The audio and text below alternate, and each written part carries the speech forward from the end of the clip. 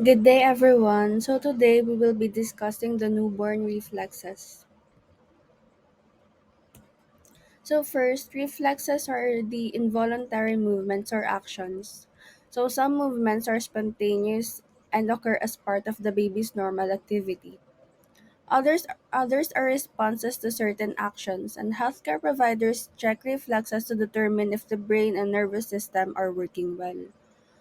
Some reflexes occur only in specific periods of development. So the responses originates in your baby's brainstem and are linked to early development.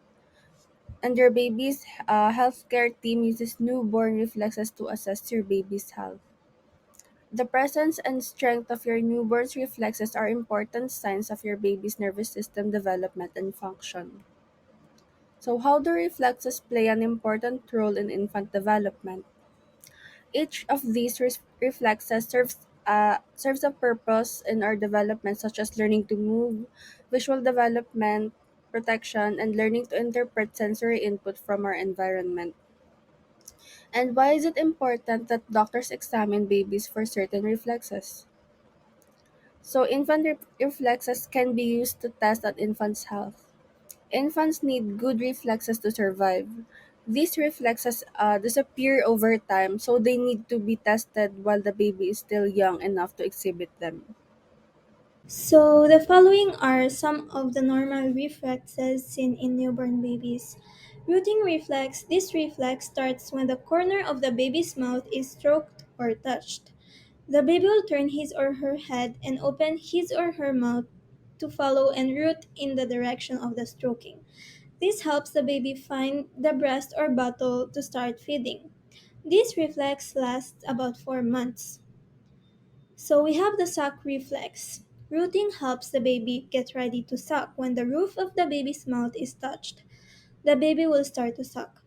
This reflex doesn't start until about the 32nd week of pregnancy and is not fully developed until 36 weeks. Premature babies may have a weak or immature sucking ability because of this. Because babies also have a hand to mouth reflex that goes with rooting and sucking.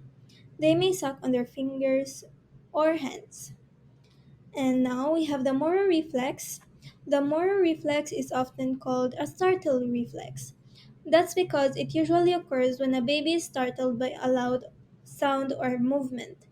In response to the sound, the baby throws back his or her head, extends out his or her arms and legs, cries, and then pulls the arm and legs back in.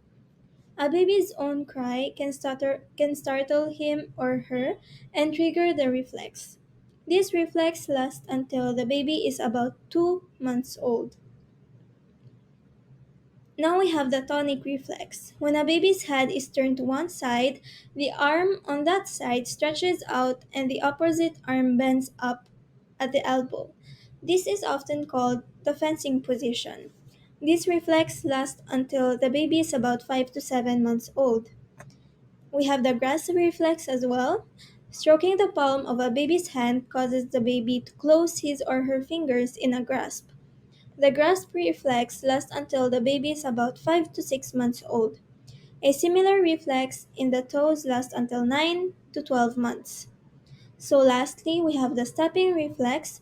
This reflex is also called the walking or dance reflex because a baby appears to take steps or dance when held upright with his or her feet touching a solid surface. This reflex lasts about 2 months.